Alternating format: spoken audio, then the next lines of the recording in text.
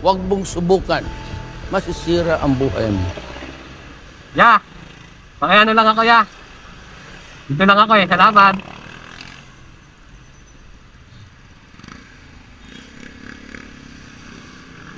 So ganun lang ang ginagawa ko mga boss kapag alanganin yung U-turn. Siyempre kung saan malapit, teka muts ang ganawan mga boss. Pero huwag nyo akong gagayahin mga boss ha. Kasi masama yun. Ganun lang ginawa ko mga boss kasi sobrang traffic. Diba? Napadali tayo. Ganun lang diskarte mga boss pag mga traffic ang U-turn. Tapos malapit ka naman na doon sa kabila. Huwag ka na umikot.